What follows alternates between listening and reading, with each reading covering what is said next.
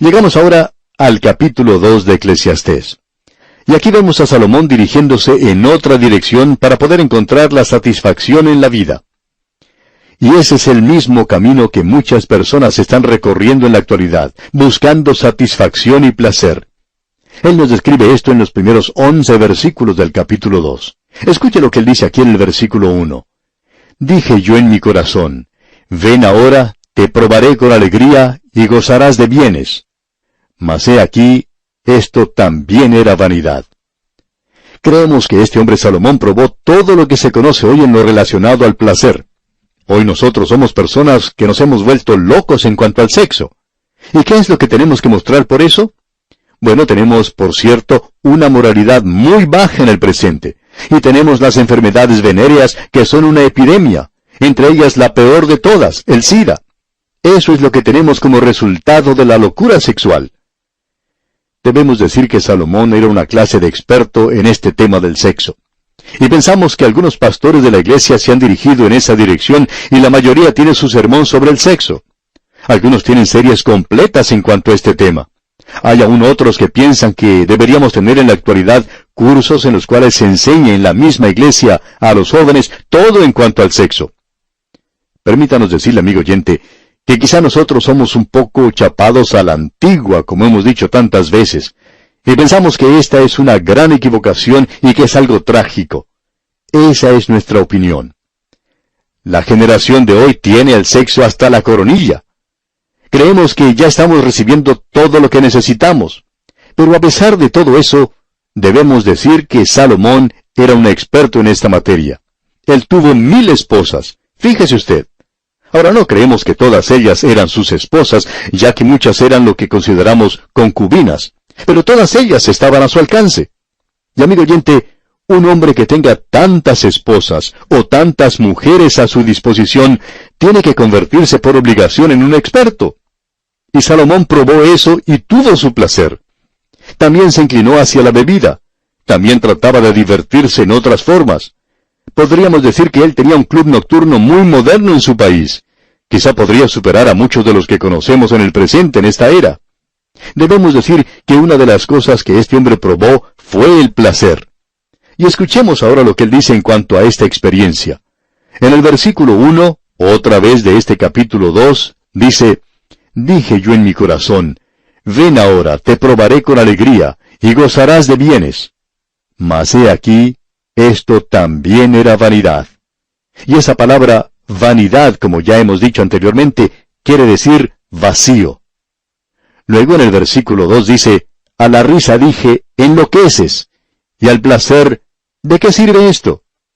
Él dice, yo tenía un bufón en la corte para que me entretuviera, para que dijera los chistes de última moda, y suponemos que eran en su mayoría de un tono un poco subido. Y Salomón dijo, descubrí que esto era una gran pérdida de tiempo. Y en el versículo 3 dice, propuse mi corazón agasajar mi carne con vino, y que anduviese mi corazón en sabiduría con retención de la necedad, hasta ver cuál fuese el bien de los hijos de los hombres, en el cual se ocuparan debajo del cielo todos los días de su vida. Debajo del cielo. Esta expresión quiere decir debajo del sol. Aquí tenemos un hombre que está probando la vida, haciendo un experimento aparte de Dios. Y él dice en el versículo 4, engrandecí mis obras, edifiqué para mí casas, planté para mí viñas. Todos estos eran pasatiempos para Salomón. Uno puede ir a Jerusalén hoy y puede contemplar las ruinas de los establos que él tenía en varios lugares. En la misma ciudad de Jerusalén existen ciertas ruinas y también en Megiddo uno puede contemplar los lugares donde parece que comían los caballos que él tenía. Salomón tenía establos por todas partes en su país y esto era algo que se le había prohibido. Es decir, que la ley de Moisés prohibía a los reyes a hacer eso. Luego él dice en la primera parte del versículo 6, me hice estanques de aguas.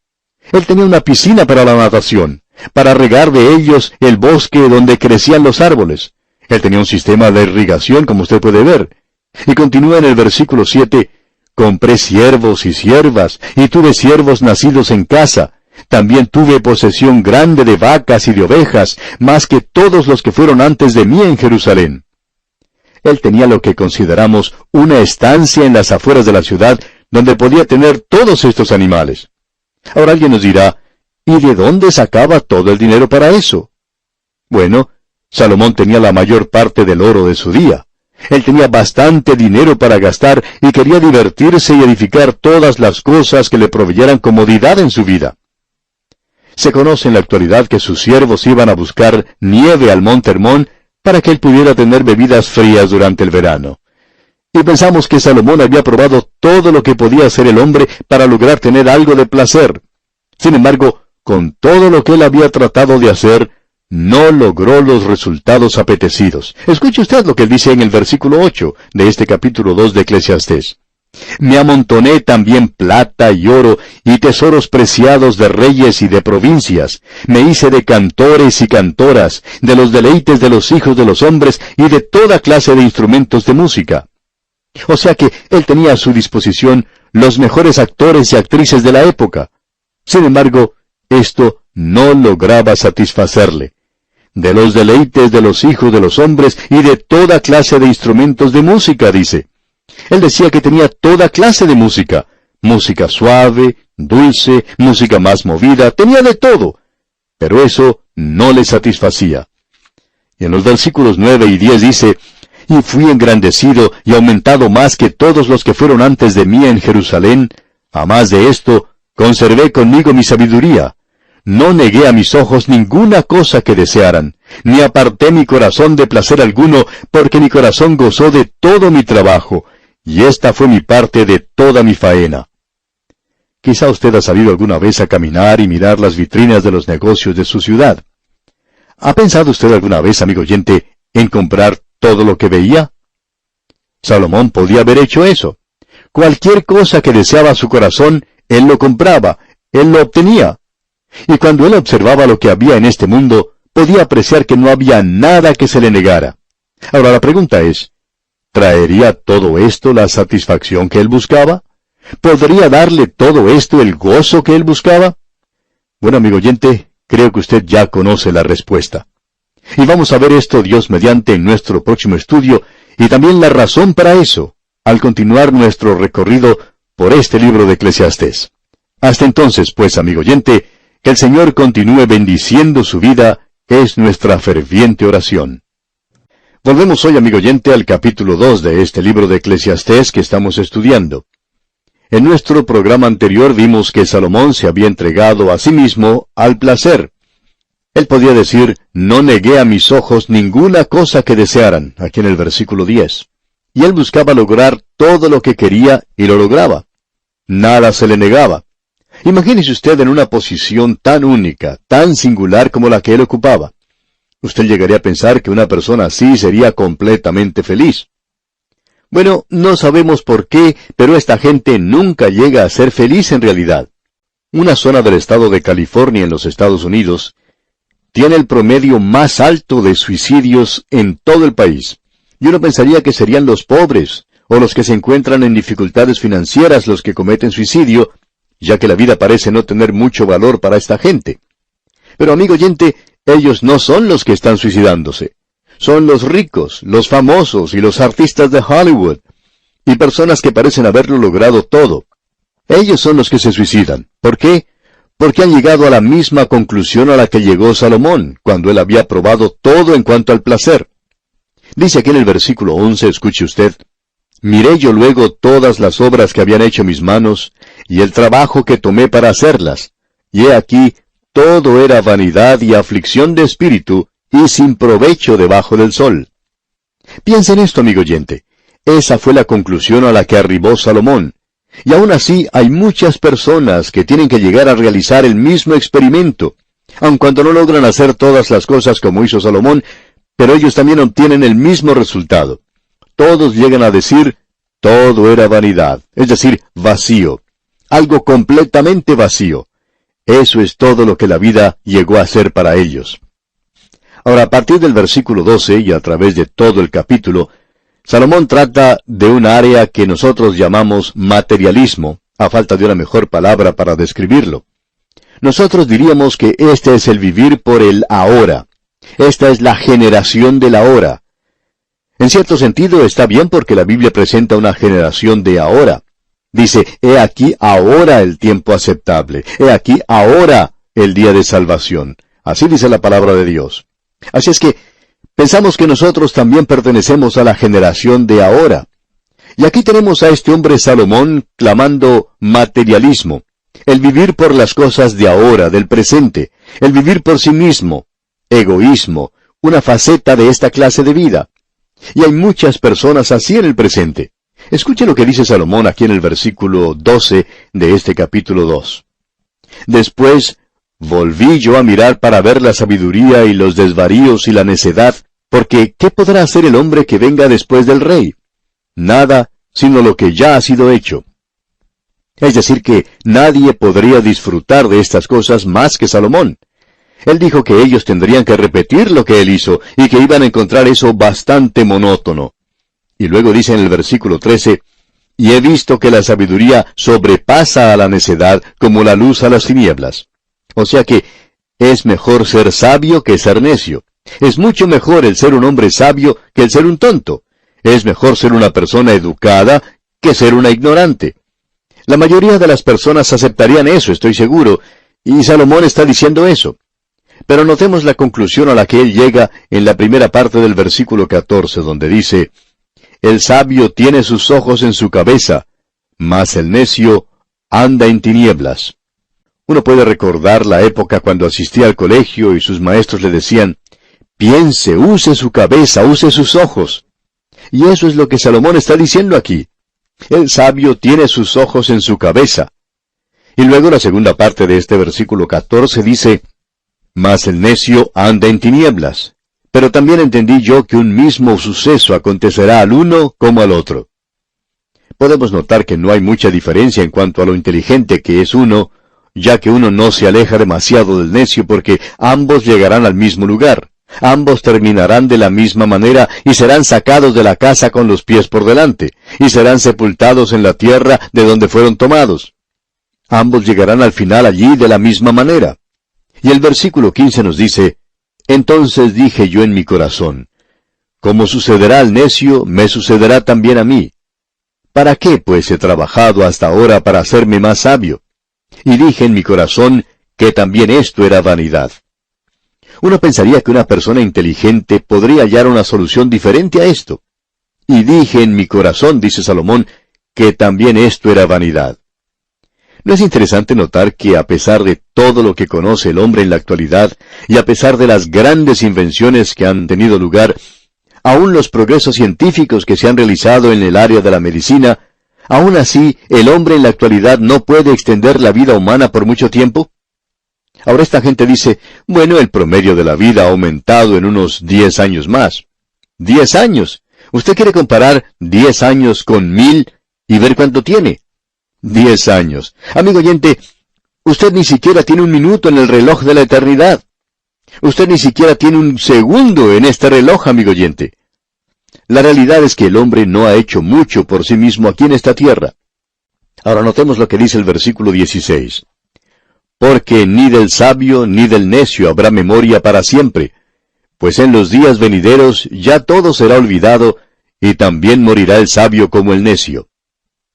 Como usted acaba de ver, mueren de la misma manera. Tanto el uno como el otro mueren de la misma forma. Amigo oyente, usted no puede aprender nada en realidad. No interesa cuál es el cociente de inteligencia que usted tenga. No importa cuántos grados de filosofía o en teología puede usted tener. Eso no hace ninguna diferencia. Amigo oyente, usted no ha llegado a conocer nada que pueda ayudarle cuando llegue la hora de morir, porque usted va a salir directamente por esa puerta y no hay nada en este mundo que pueda apartarlo de eso. Escucha lo que dice Salomón aquí en el versículo 17 de este capítulo 2 de Eclesiastés. Aborrecí por tanto la vida, porque la obra que se hace debajo del sol me era fastidiosa, por cuanto todo es vanidad y aflicción de espíritu. Como ya hemos dicho antes, vanidad quiere decir vacío, sin propósito, sin ningún significado. Aun cuando uno parezca haber alcanzado algo, se pregunta, ¿qué es lo que ha logrado en realidad? Podemos tomar como ejemplo a ese gran inventor, Thomas Edison, de cómo él trabajó en su laboratorio y de todas las cosas que él llegó a realizar, especialmente la lámpara eléctrica, la vitrola. Todos los instrumentos de grabación que tenemos en el presente se basan en lo que inventó este hombre, Thomas Edison. Él era un genio. Pero sabe una cosa, amigo oyente, él murió como todos los demás. Él nunca llegó a descubrir nada. En realidad, no aprendió nada. ¿De qué le aprovechó todo eso? Salomón nos dice aquí, aborrecí mi vida. Mi vida ha llegado a ser algo completamente fastidioso.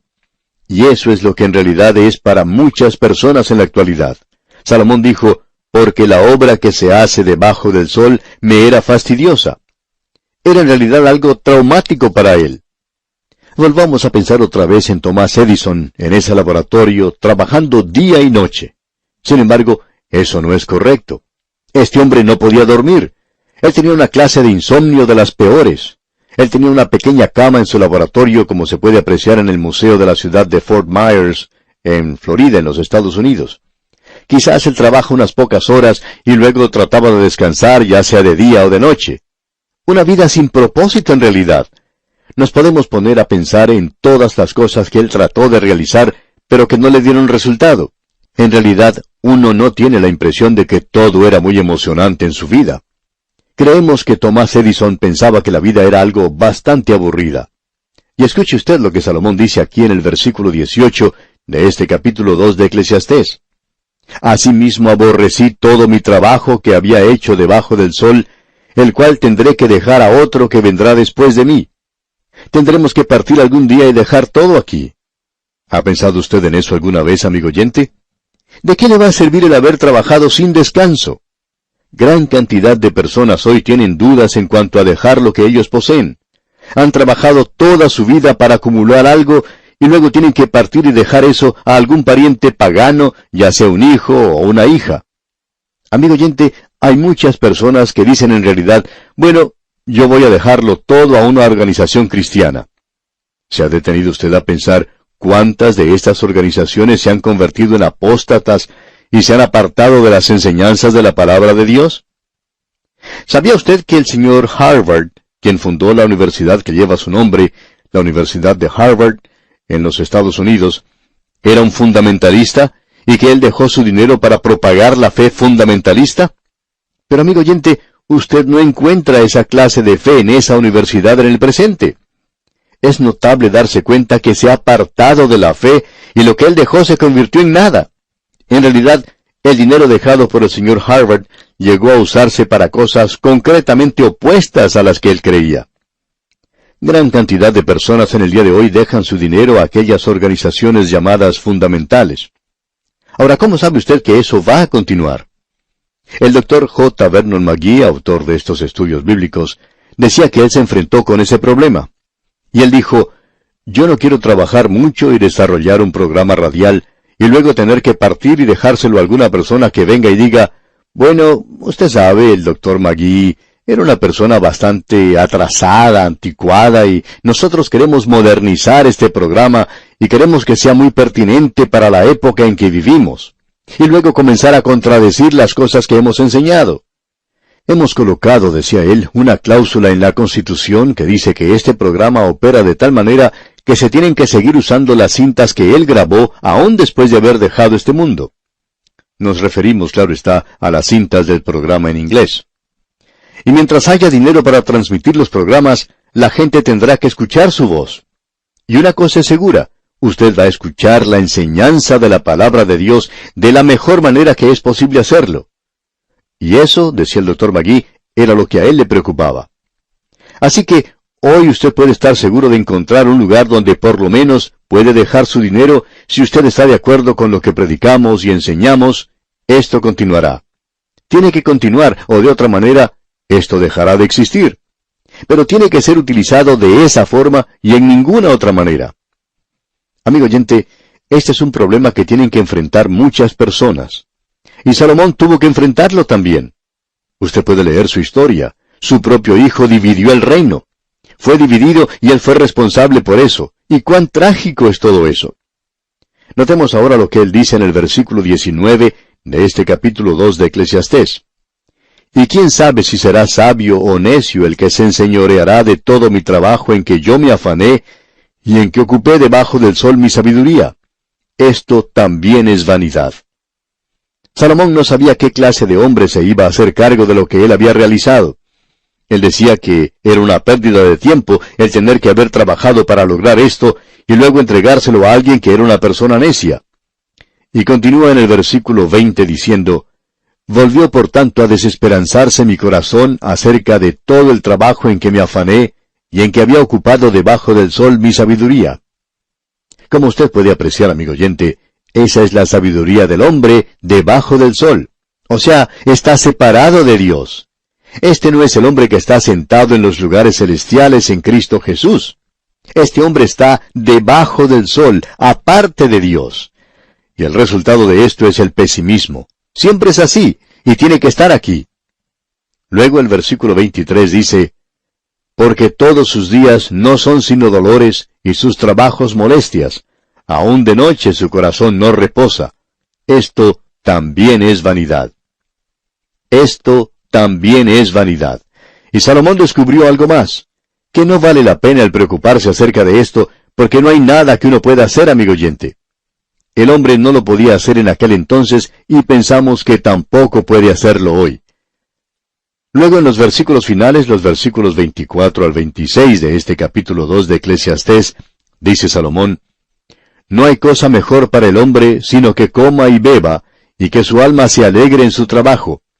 También he visto que esto es de la mano de Dios. Porque, ¿quién comerá y quién se cuidará mejor que yo? Porque al hombre que le agrada, Dios le da sabiduría, ciencia y gozo. Mas al pecador da el trabajo de recoger y amontonar para darlo al que agrada a Dios. También esto es vanidad y aflicción de espíritu».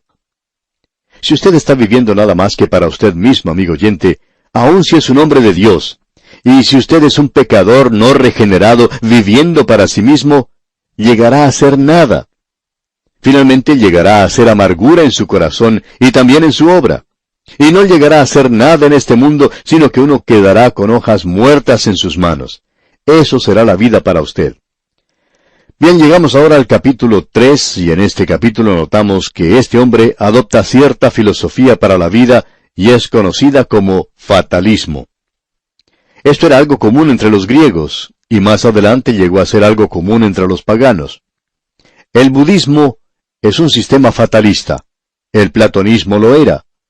En el día de hoy encontramos que ciertos cultos o sectas, no vamos a mencionar sus nombres aquí, pero en realidad son fatalistas. Hay veces que uno se hace la impresión de que ellos tienen una fe gloriosa en Dios, pero resulta ser fatalismo y no realmente una fe en Dios. Y encontramos aquí en este capítulo 3 de Eclesiastés que se nos presenta este sistema buscando la satisfacción en el fatalismo. Uno puede observar esto al final de cada día, cuando gran número de personas regresan a sus hogares luego de cumplir con sus labores. Uno puede ver a esta gente, en su mayoría cansada, mostrando en sus rostros el cansancio de la tarea del día. Algunos que son vendedores llevan en sus maletines parte de su trabajo y tratan de poner punto final a un informe para poderlo presentar a tiempo en su oficina. Quizá lo tengan que despachar por correo para que esté en las manos del presidente de la compañía al día siguiente. Y si uno tiene oportunidad de conversar con alguna de estas personas, exponiendo acerca de sus puntos de vista, descubrirá que muchos tienen un punto de vista fatalista en cuanto a la vida. En cierta ocasión, dos hombres estaban viajando en avión, y en cierto punto el avión comenzó a internarse en una zona de tormentas. Uno de ellos preguntó al otro si no se sentía asustado o no sentía temor en cuanto a las condiciones del tiempo. Y el otro respondió, no vale la pena asustarse. Lo que va a suceder, sucederá, uno no lo puede cambiar. Si a uno le toca el turno, sucederá. Así es que no hay nada que uno pueda hacer en cuanto a eso. Y como este hombre, amigo oyente, hay muchos determinados con una filosofía de la vida que es bastante popular. Se la llama de muchas formas diferentes, pero su nombre propio es fatalismo. Un punto de vista fatalista en cuanto a la vida. Y hay muchas personas que se enfrentan a la vida de esa manera y son golpeados y lastimados y se ven en una situación difícil y en cierto sentido abandonan todo y también apagan su propia vida diciendo, bueno, esto es algo que iba a suceder, me tocó el turno. Bueno, amigo oyente, esa no es la solución para los problemas de la vida. Veremos que este hombre Salomón adoptó este punto de vista y tampoco dio resultado para él. Y digamos de paso, amigo oyente, tampoco le dará resultado a usted. Y vamos a ver esto en más detalle, Dios mediante, en nuestro próximo programa. Será pues, hasta entonces, que las bendiciones del Señor sean su más preciado tesoro, es nuestra ferviente oración.